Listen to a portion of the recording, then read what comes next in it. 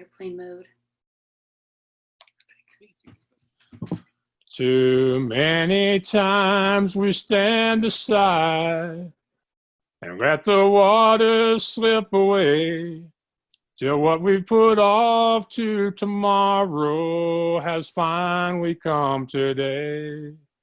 So don't stand upon the shoreline and say you're satisfied. Choose to chance the rapids and dare to dance the tide. Hello, ladies and gentlemen. I am Max Ivy, and this is another episode of What's Your Excuse?, where I will help you challenge those excuses that are holding you back by bringing you interviews with people who have either overcome adversity or difficult life circumstances, people who have struck out and started an unusual business and made a success all on their own, people who have expert advice with real-world applications that's been proven to work out there in the real world, and people who I just happen to find inspiring, uplifting, or that I want to know more about. So you can find the show at theblindblogger.net. You can click on any of the past episode posts there and go to the podcast player of your preference, theblindblogger.net. And I do want to mention our sponsors, Chip and Pam Edwards at Create My Voice. You can find them at createmyvoice.com. They're the ones who allow my podcast and blog to be found on Alexa and Google. You want to check them out, you can just say, Alexa, play Create My Voice, or Google Talk to Create My Voice, or go to createmyvoice.com.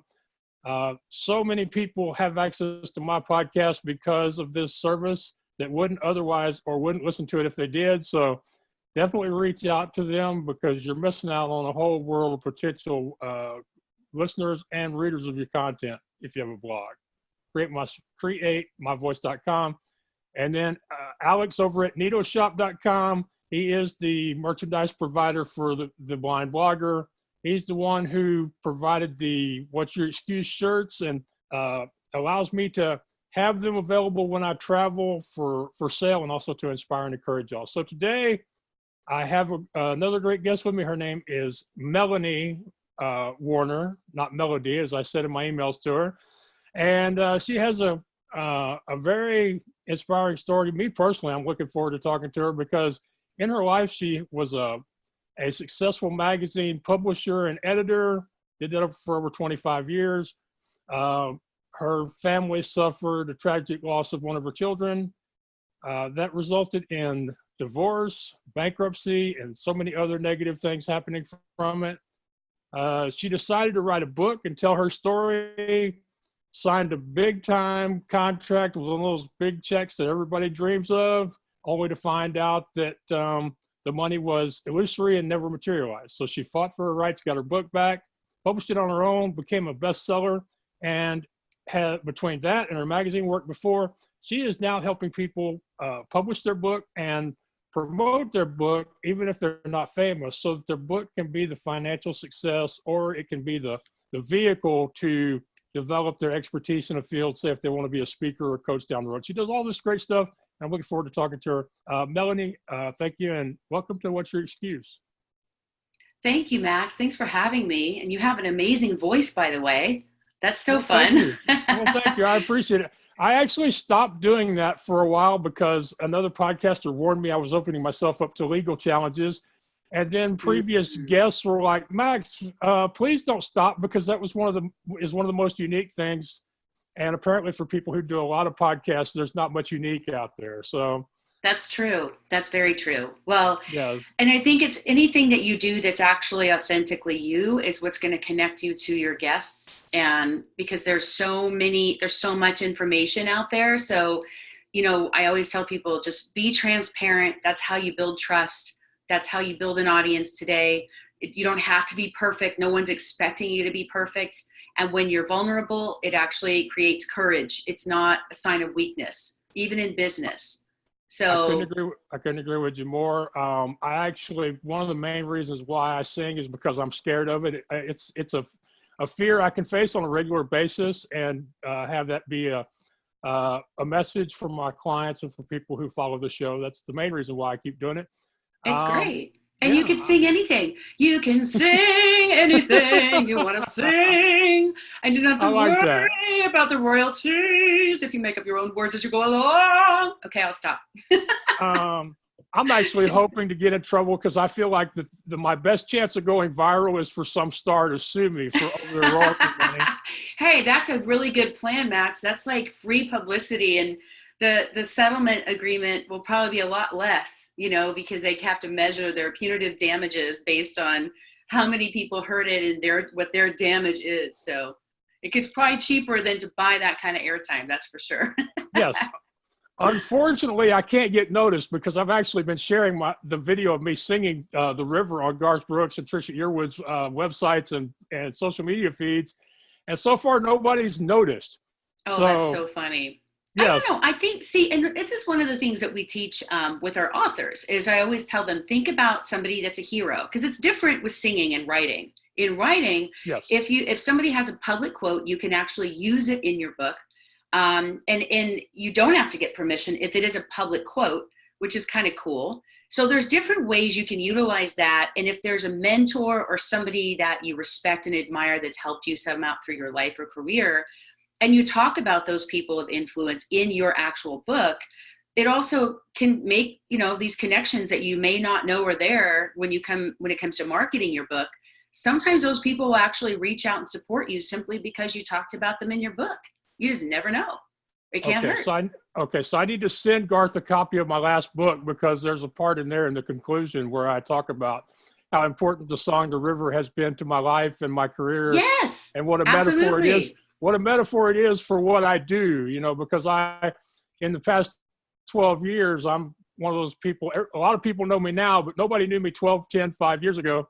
And so I've been through a lot of changes and done a lot of different things. And so the river really does speak to me, and it has ever since the first time I heard it in fall of 92, early 93. So that's awesome. So that's a good idea. I'm going to have to send him a copy of my book. And I'll tell you, it worked. Thank you. It worked in mine.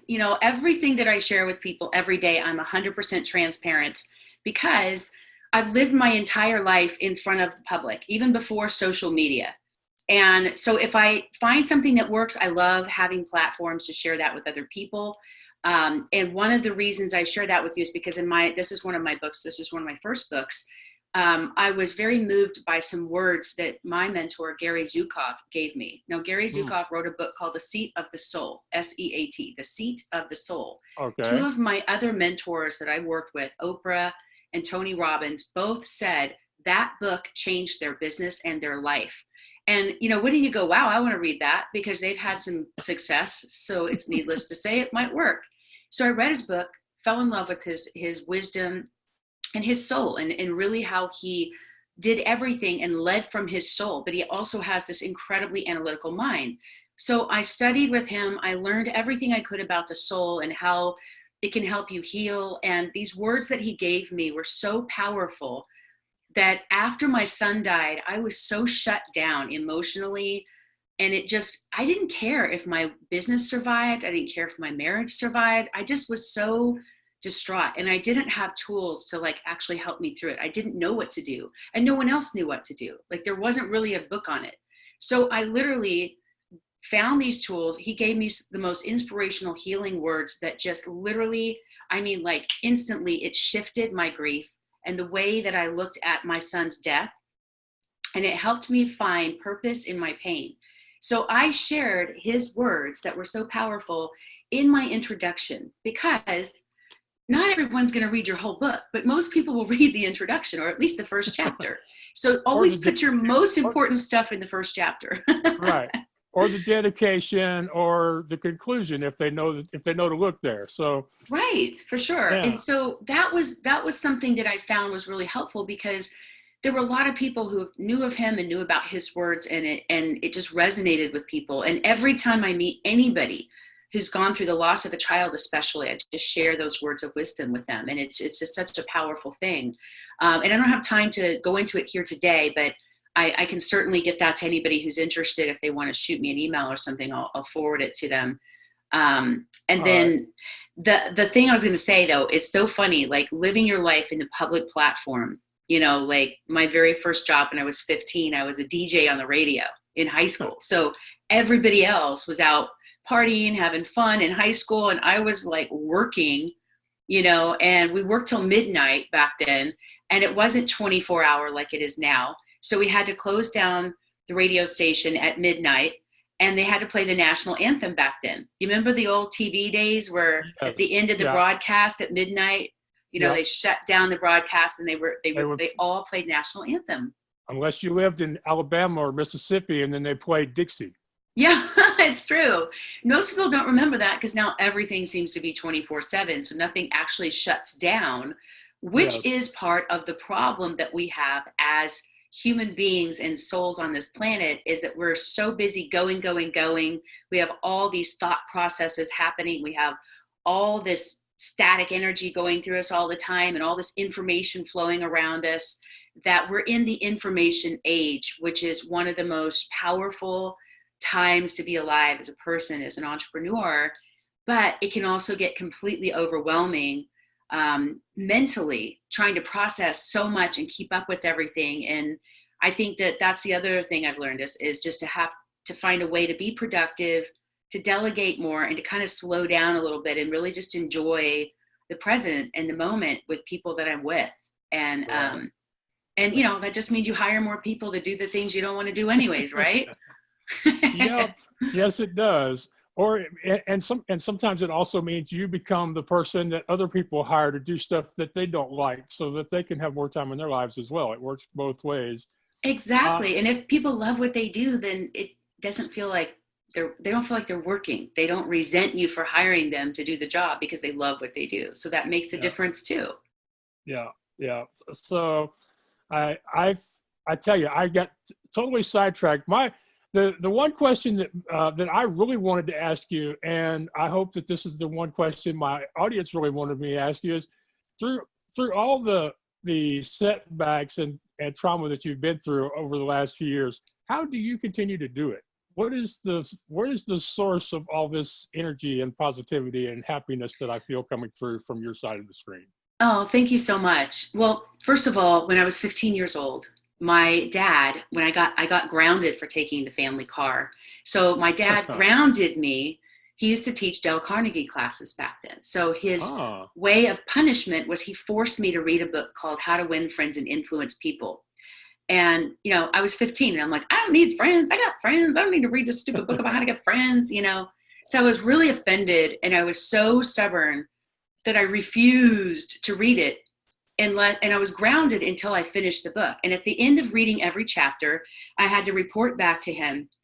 I had to remember, like, at the end of each chapter, there's a little thing, that memorization, to a man's name. A man's name is to him the sweetest word in any language, right? So each okay. chapter has a little mantra at the end of it. I had to read the chapter, sit down and talk to him about it, report back to him, and then tell him whatever the memorization of the mantra was at the end of that chapter.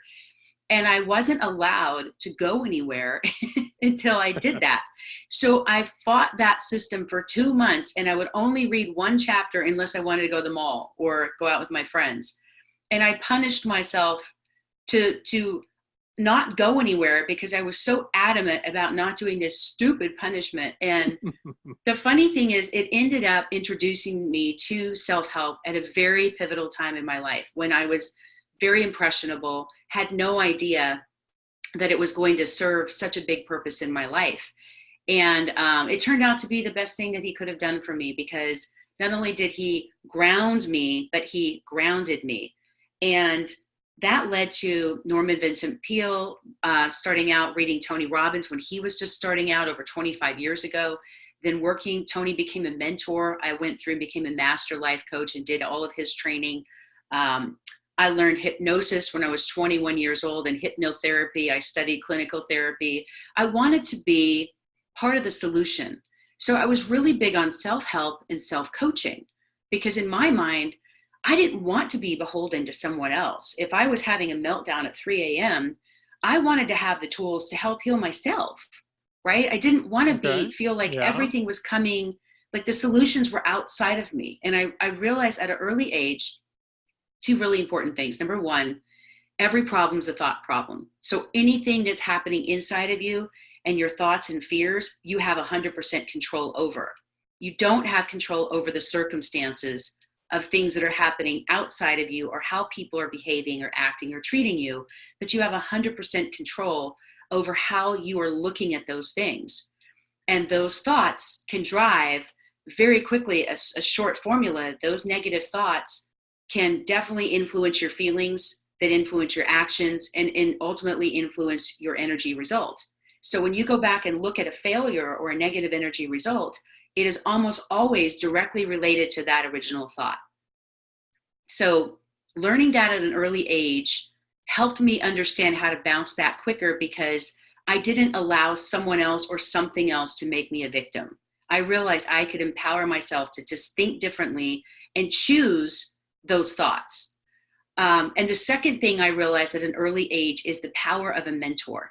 Someone who was a mentor to me early on said, if you want to do something in life or business, listen to the people who have what you want. If you want to live a long, happy, healthy life, don't listen to, your drunk uncle who smokes 10 packs of cigarettes a day.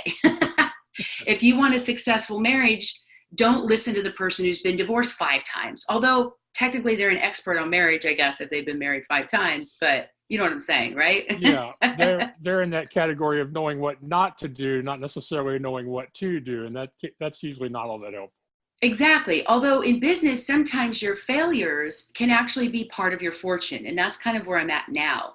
Like all of this brokenness, all the things I lost, all these challenges and these master tools I had to come up with on my own and figure them out have now become this great platform for me to help other people. And so it led to me having this amazing purpose in my life that I wouldn't have had if I didn't have those setbacks. So like sometimes your setbacks can actually set you up for something huge. And, you don't realize, like you think you're in the dark and you're underground and you think you're being buried. But I realized I was being planted, Max.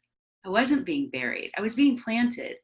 And when you're planted, though, that beginning stage is where the biggest growth happens, but it's also the most painful part of that seed growing and building roots and building foundation for this beautiful tree that's going to bear fruit. And I know I'm using some really corny analogies, but I hope this is helpful, because everything that I've made choices on, where my soul said yes to this and no to that, or yes to this person and no to that person, I can look back now the last 25, 30 years, and I can connect all the dots on every choice I made that led me to doing what I'm doing today. Even the self-help punishment back at 15 years old, who knew I would grow up to be a best-selling author and teach people how to share their stories, right? And we either publish their stories in our books, or we help them write and publish and launch and market their own book. And we show people how to do that and take ownership of that process, so they keep 100% of the royalties. And they make so much more money doing it that way if they can just get past their own fear and understand that there's a process to every single thing you do. But sometimes going the big publisher route isn't the best choice, because you only make maybe 10%. And in my case, I had a 20% margin and royalty, but I never got paid. In 3 years and selling thousands and thousands and thousands of books all over the planet, my publisher never paid me one dime, not one check. So, and they were one of the largest publishers on Amazon, one of the biggest companies out there. But what happened is a lot of other bookstores were filing bankruptcy, closing their stores, not paying the publishers, right? So Guess what? With Amazon, we don't have to worry about, is Amazon going to be in business tomorrow or not? And when someone bought my book at Barnes & Noble, they became their customer. Now I can control that process for myself and my clients, to where my books actually serve as a client conversion, not just for me, but also for my clients, the people that we help get their books out there. We show them how to make money from their book. Right. So now, before we talk more about this process of making money from the book, yeah. Would you mention the website, because it seems to have escaped me at this moment? Yes, for sure. Absolutely. The website is called mydefiningmoments.com. So with an S, mydefiningmoments.com. Right.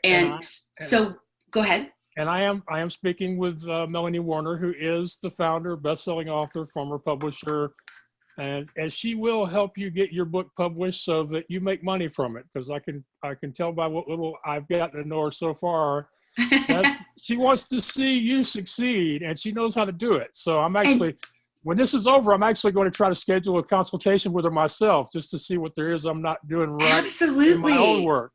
And here's the cool thing. Here's what I'm going to do for you, just for you right. and your audience, okay? Okay. All right. I recorded a masterclass training. It's about 2.5 hours, and I go through every single detail about self-publishing, what you need to know, how to protect yourself, how to make money doing it, how to write the right book, right? Because the number one mistake that most new authors make, even authors that have been out on the New York Times bestseller list, is they write the wrong book. Even if they've made some money or if they had a one-hit wonder, it's hard to duplicate that process by accident. You have to plan and research and think about, not only write about what people want to read about, but not just write about what you want to talk about. And that's half the battle, is understanding your market and who you want to write for. And what I was going to do, I thought this would be fun for your audience. So what I can do is I'll go through a couple of questions. This is a really quick little pop quiz that you can ask yourself these questions to determine whether self-publishing is a great avenue for you, whether or not your idea and concept is something that actually can make money, and it'll see whether or not you can help with your goals. And then at the end of it, based on how you answer the questions, it'll help you determine whether or not this is a good venue for you to even think about with your concept. And just for doing this and for having me on your show, I'm going to give you guys a free gift. And if you go to the website, or if there's a link on your podcast, I can give you that link as well. You can download, you can watch a free masterclass. That's a 2.5 hour class. I normally charge for that, but you get to see the whole, everything. We'll peel back the curtain of this industry, show you transparently every single thing you can do right and wrong, how you make money doing it, and the steps that it takes. And you get that absolutely free. And the masterclass is so funny. I love this title. It's called How to Write Your Best-Selling Book in 8 Weeks or Less and Make a Profit even if no one has ever heard of you. Isn't that awesome? Yeah. And that basically breaks one of the rules that people give us, which is titles should be short. Oh, no, but see, you have to list the benefit. Your title needs to tell the reader, what do I get out of reading this book, right? Yeah, because if they don't know you, what's the investment? Like sometimes, I mean, this is where people get exhausting, like they do, like podcasts and videos and YouTube, and it's exhausting just to sell a $7 book. I mean, my gosh, help us all, right? Yes. But yet, that's not always the best way, because here's the thing. If you think of, and this is a funny analogy, but if you think of Jesus and his 12 disciples, right? It was that small group of people that went out and spread his story that became like huge followers and original people that actually risked their life for this man because of his cause and what he was talking about, right? And so it was that small group of people that literally built an entire revolution of a new religion called Christianity back then. And that story is still powerful and spreads today. And you don't have to do this big, I say the publicity stunt, you don't have to actually have the crucifixion to get the result that Jesus had. And I don't mean that in any disrespect, because you know what I'm saying. I'll explain that in the show description before this goes live. But yes. I don't want to offend anybody, but I'm using it as a corny analogy so that you understand you don't need millions of people. You need 10 or 12 people who are willing to follow you and work with you and help you build your meaningful book, and your book that builds a movement. And if you find even 10 or 20,000 or 10 or 20 people that may spend a few $1,000s for your business to help, if you have a solution that you can help somebody overcome, and you learn to charge for that service of simply helping your reader, this is really the formula that helped me go from literally being on, like when I lost everything, I went from Prada to nada like that. It was horrible. And I went from making $1 million a year to living on unemployment of $1,800 a month. And I was a single mom with 3 kids. I had no income, no child support, nothing. And I lost everything. And I mean, I had to learn how to cook because we weren't going out to dinner. I was literally, I had food stamps. I was on Medi-Cal. I was so shocked. Like I felt so much shame, like having to just reboot my life. And I was so shut down with fear and doubt and sadness and depression that I thought, wow, I can't believe I screwed up my life this bad, and I kept going, I'm not a drug addict. I'm not an alcoholic. Like, how did my life become this way? Like, what happened? Like, how did my life just blow up? And I was terrified, Max, because I thought it took me 20 years to build a solid foundation. I had businesses with multiple income. I had residual income. I had stocks. I had real estate. I felt like I had so solidified the stability in my life that there's no way I could have screwed it up and blown it up, but somehow I did. So this process that I'm telling you about right now, the reason I'm so passionate about it is because, like, I could go out and write another book tomorrow, start another business. I have no fear. But to be able to empower someone else to write their book, to give birth to that idea, almost like the doctor and the grandma all in one, right? Like, that is like the most exciting thing for me in my life. And that makes me feel like I'm fulfilling my purpose by helping other people find theirs. And every hardship I went through was preparing me for what I'm doing today. And if I hadn't gone through those things, I couldn't look somebody in the eye and honestly say, I understand how you feel and I know what it takes to get out of that hole because I've been there. So by applying all this that I'm talking about today and the things I want you guys to hear and hopefully be inspired by this story is I went from that year after losing everything, taking 2 years to have a breath and reboot, taking this process, I went from making $36,000 a year once I started making a little bit of money. The next year jumped to 250, and then the third year it was up to $1 million. So I was back within 2 years of my original income, where I lost everything and thought it would take 20 years to rebuild it. So that was the exciting thing for me. And that's what I really want to teach people how to do. If they're rebooting, if they're starting over from zero and want to get to 250, or if they're at making 250 already in their business and they want to kind of build it from there and do something, scale it up, we can help people do that. And it's all through using a book and sharing their story, because facts tell, stories sell. So we just show people how to use their own story to build an audience base and create a different client relationship. So are you ready to take the quiz? Yeah, I'm ready. Okay, perfect. So this is really quick. This is a fun test. Everybody hates tests, but This one's actually fun.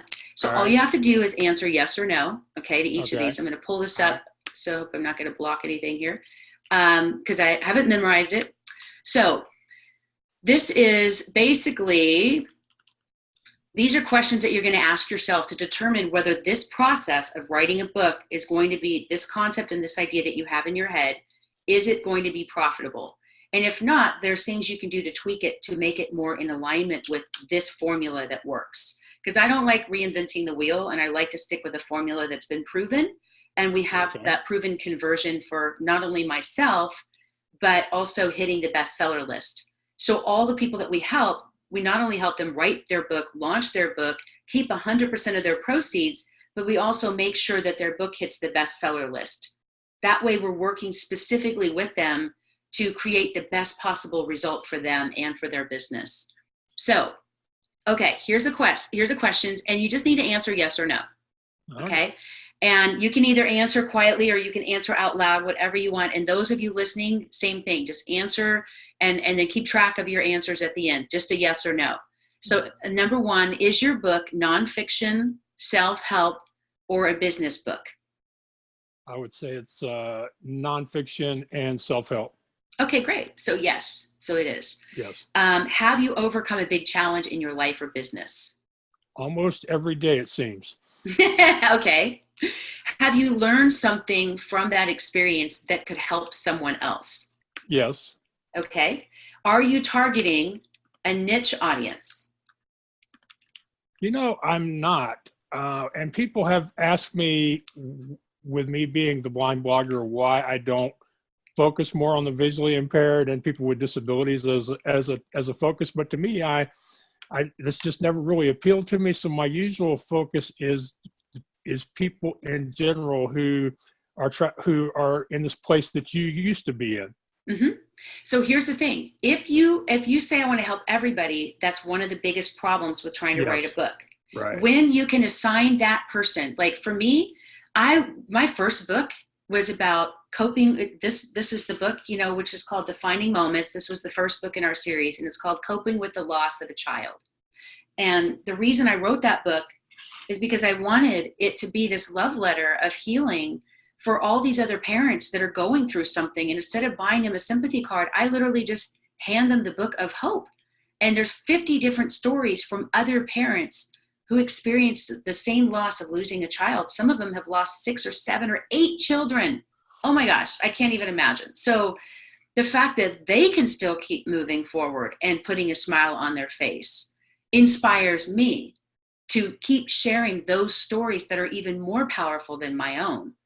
And having a book series that allows us to share our best success stories and things that helped us overcome these things. That's the other reason I built a platform, because each book is specifically related to a challenge that you might know someone who's going through. So when you write for one person or a small audience like that, when you say, I'm writing for, Jim Bob, who's 43 years old, who just went through a divorce and is losing money and has to start over. For some reason, when you personalize it and you give that reader a specific name and identity, while you're writing a book, you won't quit. Because now it's not just for everybody. Because guess what? Everybody in the world won't care if you write a book or not. There's a lot of other books out there. But that one guy, that one woman, that one person who's praying for your knowledge and your expertise and your wisdom for an experience that you already know, gosh, you can't quit on them, right? It's much harder. So that's why I say, don't write for the masses. Write for a small group or a few people that you can really connect deeply and understand their pain and show them how to get from where they are to where they want to be. And when you can do that in a measurable way, and you can teach them the steps, then that's where you find your real voice as an author, because the book then writes itself based on your experience, not your opinion. Make sense? Well, it makes lots of sense. I just have a hard time defining that niche audience, especially when the books that I've written have been based on different parts of my life and different experiences that would maybe apply to different groups. Yeah, so absolutely. And that's so one it's of the hard finding challenges that people niche. have. And that's one of the things we help kind of coach people through is before we ever write the book, we spend a few weeks just getting clarity about their idea, their concept. Is it marketable? Who are they writing for? And really creating that scaffolding to build a solid foundation so that by the time you actually write it, the marketing and everything is actually built into it. It's much harder to go back. It's like DNA. It's hard to build a human without DNA. You can't go back and add it in later. It just doesn't quite work that way. Right. So Right. your intention and your soul and your power of writing it is the most powerful part as an author when you're putting all of that energy out. I believe if you're doing it the right way, it's kind of being downloaded anyways, right? And it's just this natural flow if you're in that kind of energy state. And if you're confident about what you're writing about because it's something you already know, then it's much easier than writing about something you have no idea that you have to go research and you're writing about a theory as opposed to your own reality. Right. Make sense? Well, for example, the book that I'm working on right now is about the experiences I had and the lessons people can take from them during my first trip as a public speaker during 2017. And it takes place over about an 8-week period, not counting the time before and the struggles that I had to go through to actually get away from my house and start the trip, as well Mm-hmm. as how it affected me once it was over with. So it's, that's what I'm looking at for my next book. And I find that a lot of people have a fear of their environment, a fear of traveling. And many people have said, Max, I don't feel comfortable going across town. And just the idea of somebody blind traveling solo across country is, in some cases, inspiring, and in other cases, it makes them feel a little less than themselves, because they're like, so that's what I'm Well, working that's on. where you say, what's your excuse? Exactly. Right? Exactly. And full disclosure, my coach, Denise Thompson, is like, Max, you need to do a What's Your Excuse series of books. You need to start Yeah. bringing in people to share their What's Your Excuse moments along with you in these books, kind of like the Chicken Soup for the Soul, or kind of like the My Defining Moments books that Yes. you put out. So It's funny. I'm glad you said that, because my mentors wrote Chicken Soup for the Soul. So I got the business model. They literally, but I studied with them. I did masterminds and trainings with them, and they gave me their business model because I earned that, like that respect and that experience by working with them over the years. And so that really, our book series really is the new Chicken Soup for the Soul, but it's written in a little bit different way than their original formats. It's also important that the word counts and everything are in check, because back then people read more, bigger books, and they wanted yes, bigger books. yes, Nowadays, the attention span is shorter. So what you could do is you could write your series as one of our Defining Moments books, because we actually publish books, as well as, we self-publish the books for people who want to write those kind of books. And we show them how to do it and keep the royalties oh, and all that, which is fun. all right, cool. Okay, so So back to your quiz. yeah, Back back to to your the quiz. quiz. So Because that becomes the next question. I'm finding your quiz is a great platform for having our discussion. I'm glad you brought it up. Oh, good. Me too. So Yeah. this leads us to the next question, which is perfect timing. This is how I know that this is the conversation we're meant to have, because it's leading into the next question on the quiz just naturally. So is your word count below 200,000 words? Because that's a big factor today. Yes or no? Definitely. I tend to try to stay below, what is it, 40,000, because I think that translates to about 150 pages. Yes. So if you're doing audio, about, each page, well, let's see. Most pages in most books today are about 250 words per page. Right. Right. That's, Um, at least we're if using the same number. That's good. Yeah, so it just depends on how long it is. My first book was 250,000 words, and Ah, it's about 250 pages. No, it's 200,000 words, and it is 241 pages. But I only did 50 stories in my book, and Chicken Soup did 100. So I chose to right. have 1,600 words per story maximum, because some of these stories were very compelling and they needed explanation of how this person lost their child. And then we were focusing on how the parents, like what steps and resources they specifically used that helped pull them out of that dark hole, and what Right. information can they now share with someone who's in that raw stage, so that the person who just fell into the hole yesterday is not going to die in the hole alone and feel like nobody gets how they feel. And Right. Right. that was really the goal, but that was my choice on that one. And even that one is borderline getting too long, because people's attention spans are really short. But Right. because it's a collection of 50 different stories, they can go through and flip around. They don't have to read it in chronological order, but It's they can not read a, it. it's Yeah, not as intimidating because you don't have the usual chapter structure right, of X right. number of pages per chapter. And my last book, The Blind Blogger's New York City Adventures: How You Can Make Your Dreams Come True, I love that uh, title. That's is great. is right at 300 words, but Mm-hmm, it includes 60 large full color. Well, they're full color in the ebook, but they're black mm-hmm, and white in the print version. mm-hmm. So it includes 60 photos that were taken during the experience that I chronicle in the book. And so it's That's really, awesome.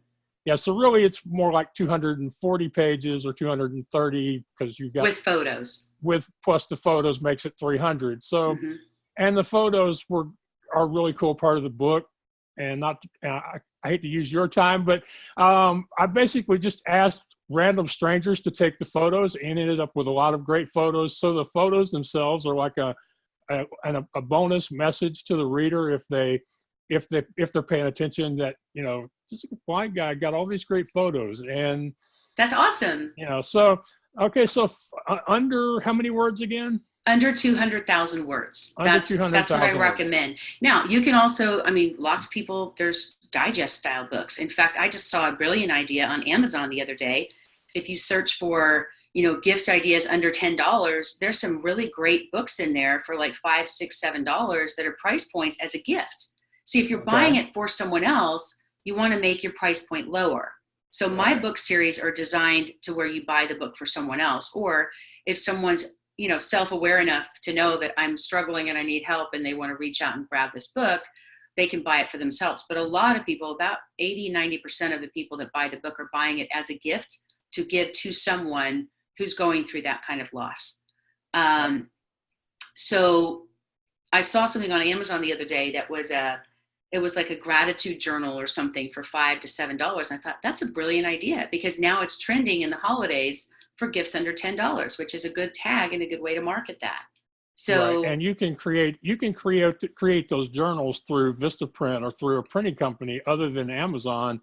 Right. And then you're looking at keeping, like you say, keeping almost all the money less your production cost and your cost of the transaction from PayPal or Stripe or whoever you're using. So, well, the only reason I like Amazon for that deal is because their cost is pretty low. You can get wholesale copies, and they'll do the fulfillment and free shipping. Because if you have to charge for shipping, then it denounces the point of that. But most people, if they're using Kindle, they can get the book almost for free.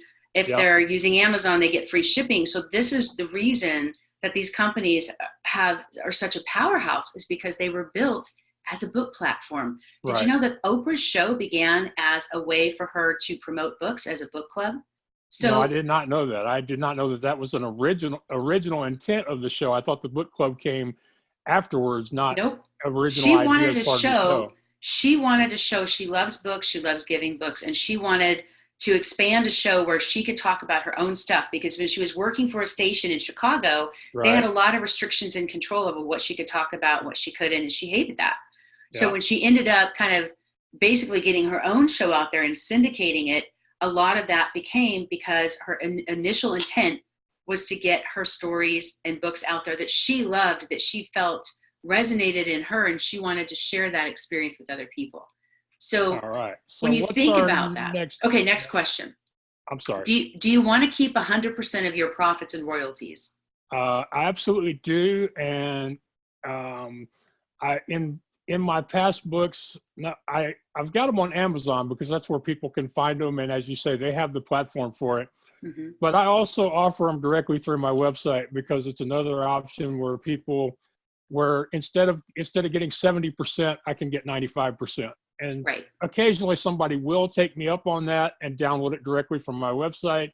Mm-hmm. And that 25% of of whatever the price of the book is, that can be pretty good for me. And it's also a way where the people who click that button, they're usually people who know me or have been following me, or at least know who I am, and who want to support me a little more than average by buying the book and letting me get the money without the Amazon royalties. So no, that's great. And by the way, the people that are reading your book, we found the conversion is anywhere from 10 to 20% of people who read your book actually want to have continued conversations with the author. They respect the process, and they want to learn more, and they want to work with you more one-on-one, or have that opportunity to see you in person or speak somewhere, or work with you as a coach if you have coaching service or practice. So a lot of people don't have that stuff set up. They have an idea, but we actually teach them how to create those things. Because I'm a master life coach and I trained as a master life and business coach with Tony Robbins, I have those training, that material.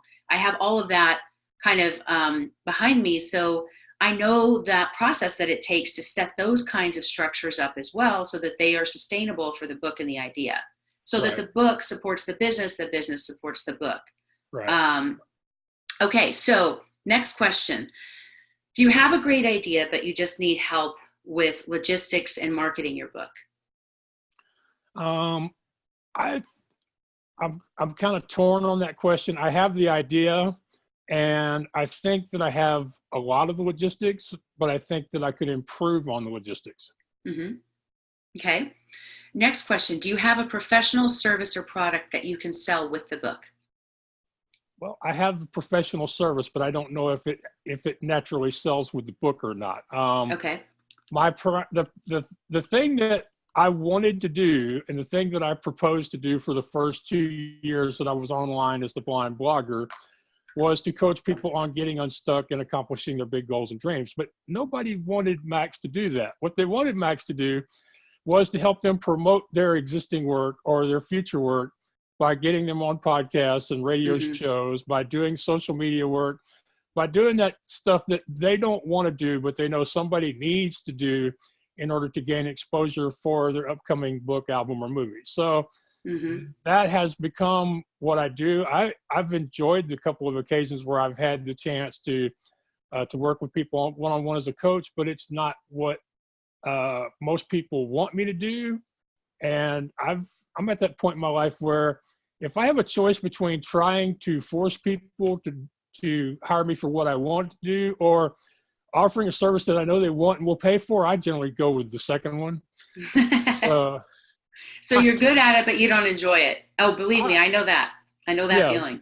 yeah. So I've enjoyed coaching. It's just it's not what people want from me, and Mm-hmm. I know that there are things I could do to market that better, where people might want to hire me as their coach, and that would be something that would leverage the book and future books. It just, like I say, when I've got something that's paying the bills, it's hard to put in that time to to expand on the coaching. It just hasn't been a priority for me. But so I don't know if online publicity is something that is tied to the books that I do, other than many of the books mention the public speaking and the podcast interviews that I do myself at some point during the stories.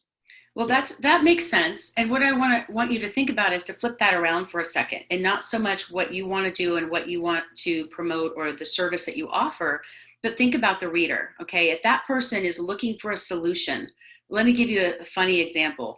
If okay. you're looking to buy rice, right? If you need rice, do you go plant a field or do you go to the store?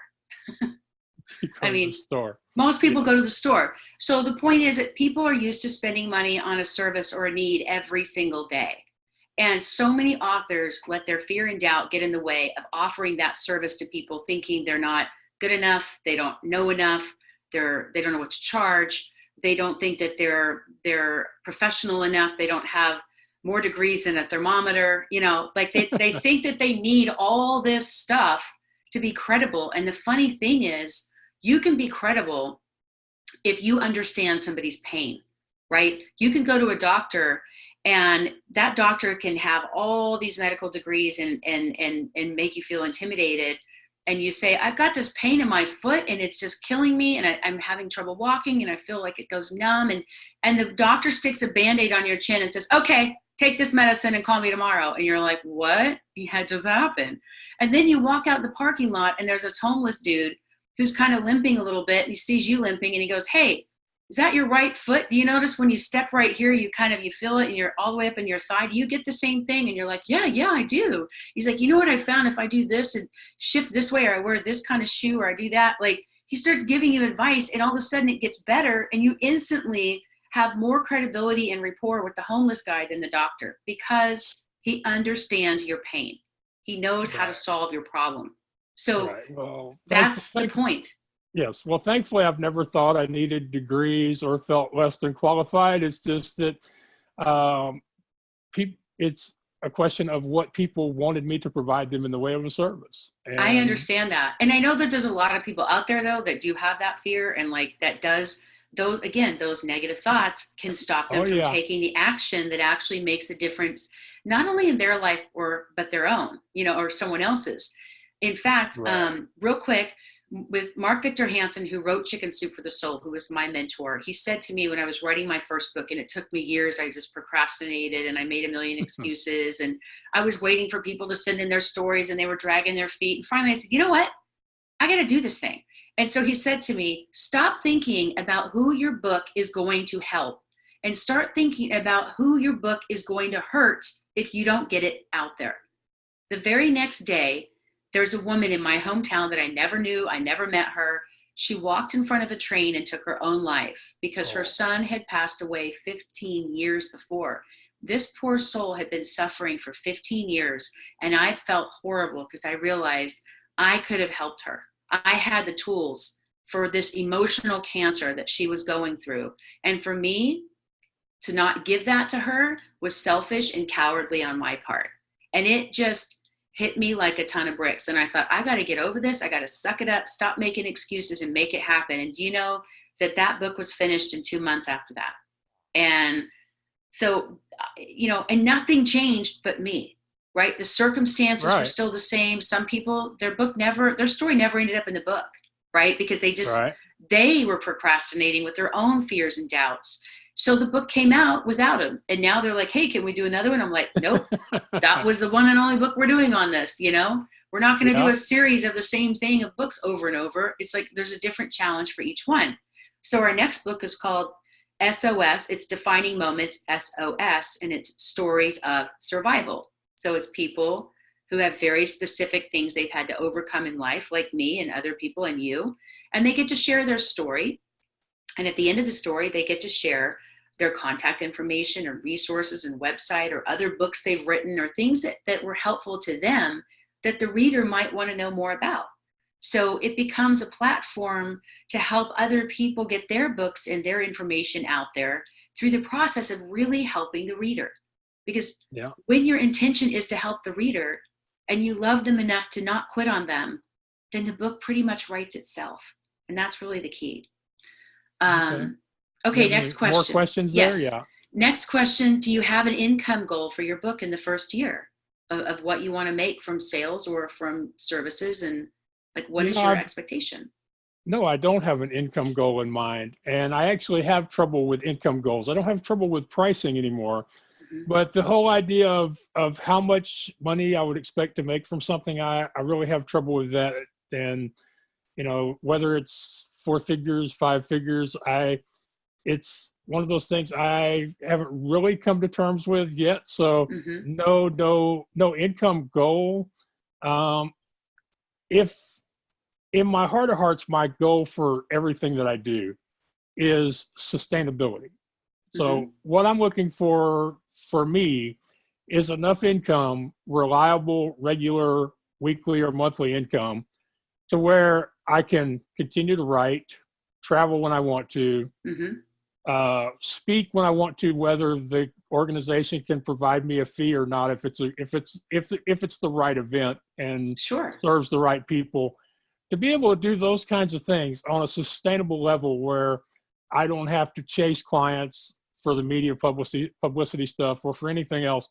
So if I could get to a sustainable number, which I don't think would be 5 figures with my lifestyle, I think somewhere between 4 and 5, as long as it's reliable and as long as it gives me the ability to perform the service, to share my story with the people who need to hear it. So that, I guess, would be my income goal.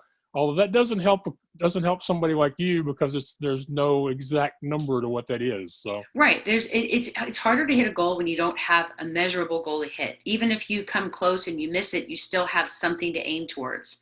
So that leads me to the last question. Our authors generate between $150,000 to $250,000 a year with their first book. Does that fit into your income goal for your book?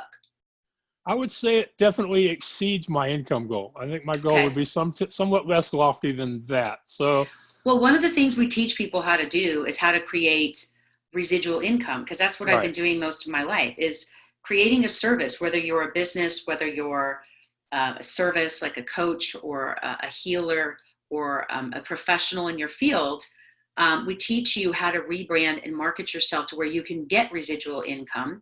And there's a lot of different ways to do that. But we show people in part of our setup, whether you're doing coaching or trainings, how to create membership sites where you're getting monthly memberships. I have a group of about 800 people that is a private mastermind, and they pay so much per month to be part of that. And that's a core group of people who are very invested in personal development, and they want to see change in their lives. So every month We do a different challenge. And at the end of 30 days, the person that has the most measurable growth that they can show wins a big prize. And it's so fun because people love doing that. We do these impromptu crazy trainings in there. We'll bring in an idea or a concept. We'll test market things. They get to pre-launch books before they come out to the public. They become like a focus group, but it kind of evolved into that relationship because now like people have been in it for a while. They don't want to stop. You know what I mean? So Right. it becomes a fun group where they get to engage and interact, kind of like it's different than a free group or something where people aren't really invested. They just do Right. it because it's free, but they're not really investing the time. And if they pay to do something, they're willing to put their time and energy to get money back from what they invested. So I find that the more they actually pay for information or participation, the more they're going to show up and actually do what it takes to get the result they're going for. So that has worked really well too. So because everything I've done is more like my own experience, that's what I really teach people how to do. Not based on what my theory is of, I think this will work, but saying, here's what I did, here's how much I made, here's how you can do it. I'm going to walk you through the steps and it's all transparent. Like you can see everything because I believe that's the best way to learn and Right. it's the best way to teach. You know, I really believe in that mentorship relationship and that. I mean, for me, like if I could spend 8 to 12 grand to learn how to make 100,000 next year, if I could spend 50 grand to learn how to make 1 million, like who wouldn't do that? You know, and not everybody's in a place where they can spend 50,000 to make 1 million. But my No, gosh, you know, no, not if you everybody can, you does. should. Is that a subtle plug for mydefiningmoments.com and the other stuff that's tied to it? I Oh, mean, no, no, no. There's so many no. different programs. I mean, what we do is we meet somebody where they are and say, Right. here's where you are, here's where you want to be. These are the steps you can take. Here's a roadmap. We're going to lay down the tracks. You can follow it, you know, simple pace by pace, and you decide what you want to do. You decide, Yeah. like if it's somebody who has no business and no idea and they're just starting, I mean, they literally can go from not writing one word and launching a business to within 60 days, they have their book done, they have their business launched, and they're actually making a profit. That's the ultimate goal. Then there's a program for people who are already in business. They already have a proven concept and they just want to learn how to scale it either with a book or expanding the business through marketing, mindset, all of those kind of tools. And we use a lot of masterminds where we get people together that are like-minded and we kind of elevate each of them by having some takeaway that's going to move the needle a little bit in their business. So it really just depends on what somebody's goals are. Yeah. Um, and that's why everything we do is driven by conversation. People go to the website, they can watch the masterclass on any of these things. Then we invite them to book a quick call where we can do a discovery call and basically find out more about what their goals are and what they're looking for. And then we try to fit them with the right program that's affordable for them, that's going to kind of get them to that next level. Because not everybody's going to be at that level of wanting to hit $1 million a year. You know, I mean, Yeah. you know, I went from 36,000 to 250 to 1 million. It took me 2 years. Once once I learned the initial 250, then it's really easy to just scale it and take it and go by four. You know what I mean? Yeah. Like, okay, I did that. Now, if I apply these things and multiply it by four, that's how I hit 1 million. It's just math. Yeah, it is just math. Uh, or it should be just math. So, Yeah. well, But most of what I do is helping people manage their fear. Like 90% of what I do every day is just reminding people about the outcome that they want and helping them get there and just stopping them from sabotaging themselves with their own thoughts and fears and doubts that make them, I mean, that's why they quit because they actually believe the fear as opposed to trusting the wise part of their soul that actually has the answers if they just follow that and just finish it and put it out there. yeah. Well, I've really appreciated spending some time with you, Melanie. You And too. Thank you for having me. I really appreciate it.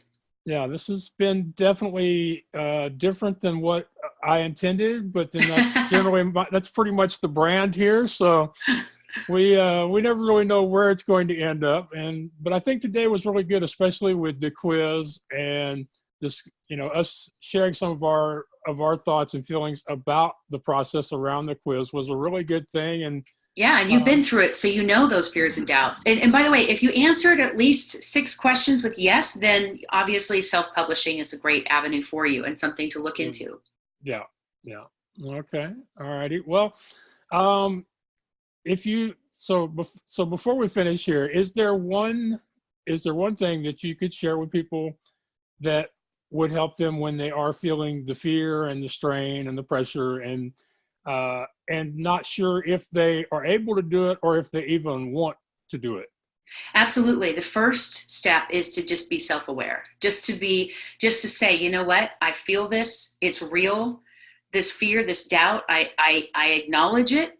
But then it's taking that and saying to your brain that's trying to screw with you and tell you you can't do something and saying, okay, duly noted. I hear you, brain, but now I got stuff to do. I got things to do.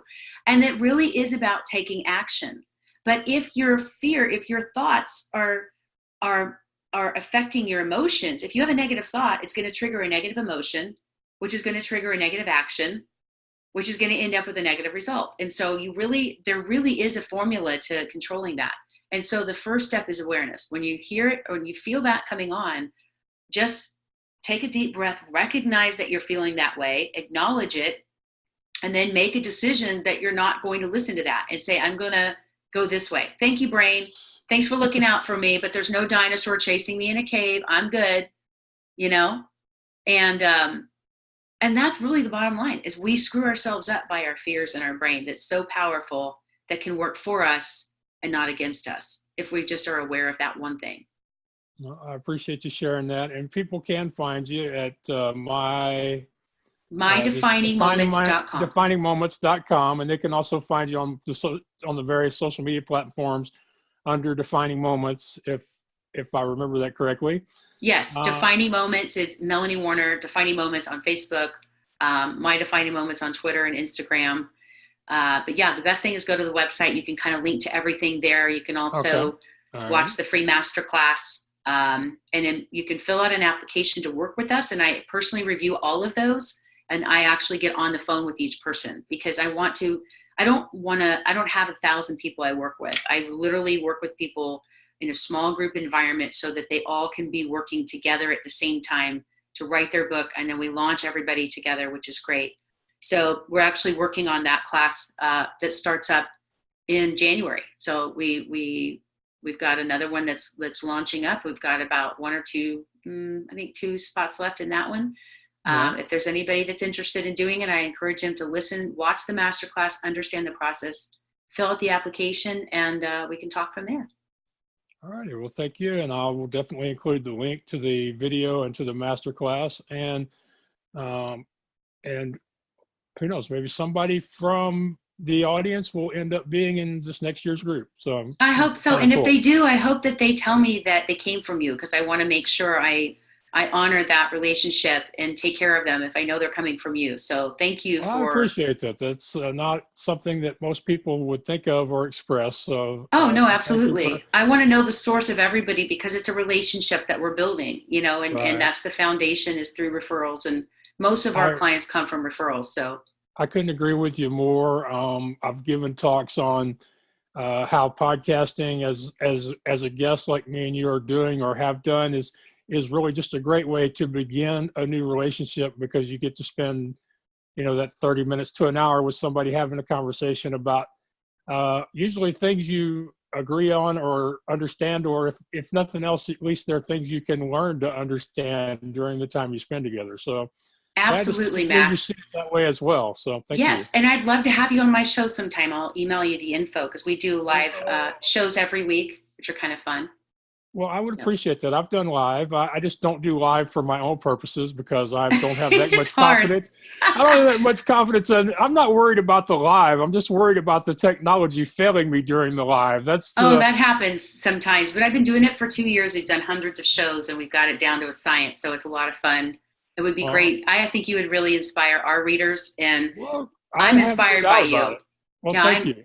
I'm really inspired by what you're doing, because a lot of people, I actually have someone in my class right now who's going through the course she is terminally ill and she's in the hospital and she's trying to write her book. And now she's at a point where she's blind. And you know what? Her story is just, I can't even talk about it or I'll cry, but she is so powerful and amazing. And now that her sight is going, she's even able to do the course through video, instruction, and audio, and get her book written. So a lot of times with someone like that, we actually help them convert their book from speaking their book to converting it to written form, and work with editors to help them get it out of their head and their heart and into the world. And so, yeah, I know that there's a lot of people that would use that as an excuse to not write their book and not finish the process, but she's a trooper. Well, and I look forward to not only doing your show, but possibly getting to meet some of your students and let them share their stories on my podcast as well. It sounds like this could be really good for both of us going forward. Yeah, that would be so fun, especially the newbies. They're so nervous about everything, and they need to get out there and get over that fear of being on camera, you know?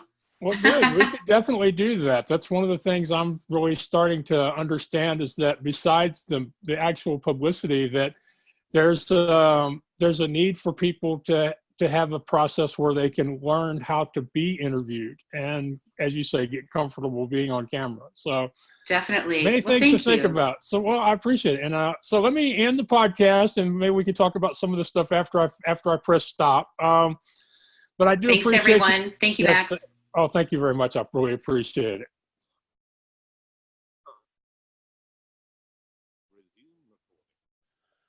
Okay, so once again, we had another great interview here on the What's Your Excuse show. And Melanie did share a lot of things. Really appreciate her bringing up the idea of the quiz and allowing me and her to have a conversation around the quiz, and hopefully y'all learned something from that. I think it's interesting that she talked about the importance of having a mentor, having a coach. She talked about how she's been, involved in self-help, both reading it and experiencing it through other coaches and mentors since she was 15. And the most important thing she shared was that it's not what happens, it's what you think about it, or how you choose to think about what happened, and that you can decide how you're going to think and feel and react, and what you're going to do next about a given situation. I really appreciated her sharing just how bad things were for her financially and personally. I mean, we see a lot of people online who are very successful, and we wonder, is that person somebody who knows what it's like to have been on food stamps or unemployment, or to have had to live with relatives and things like that in order to make ends meet while they're chasing that dream in the early days? And so we know that Melanie did have to struggle and suffer both financially and emotionally through the loss of her child. And yes, I probably should have gotten her to say more about that experience, but it just didn't seem like that was what was meant for today. And you know me, I try to do my best to be in the moment, to have a conversation, and to go wherever me and the guest and the conversation are meant to take us. So I think we learned a lot of good stuff today, especially if you're an author or want to be an author. And of course, what she said about a book can also apply to an album, a movie, a smartphone app, or a video game. So anything that you're doing that's creative, this quiz that she gave and the process can all apply to that. And I do hope you'll visit her website, mydefiningmoments.com, and take advantage of the free video course. And if you feel like she could help you, then please do reach out to her. So I want to thank y'all for continuing to support me and the show. You can find me at theblindblogger.net. Once you're on the website, you can go to the store where you can buy my books or purchase the What's Your Excuse shirts. You can also hire me to be a coach and help you get unstuck and make more progress towards that big goal and dream you have. Or the thing that a lot of you have reached out to me about over the years, how to get you more exposure by connecting you with opportunities like podcasts and radio shows where you can share your story reach new people, and continue to grow your passion. So you find out all of that stuff at theblindblogger.net. The show went a little longer than I wanted to. I'm trying to keep to an hour. As I check my Incorp for sale Braille watch, I find out that it's 3:41 here in Houston, which is about 40 minutes longer than I planned on. But still, we had a great conversation. Melanie is a great guest, and I appreciate the invitation to be part of her book and part of her show. And I look forward to interviewing some of her clients on the show and having them share the stories that result in the book they're working on. All right.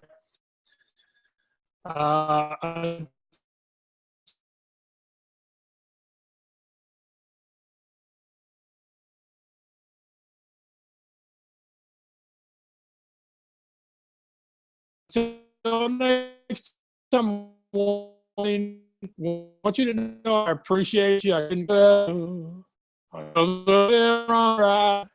like a bird upon the wind, the waters of my sky, I'll never reach my destination if I never try. So I will sail my vessel until the river runs dry. Until the river runs dry.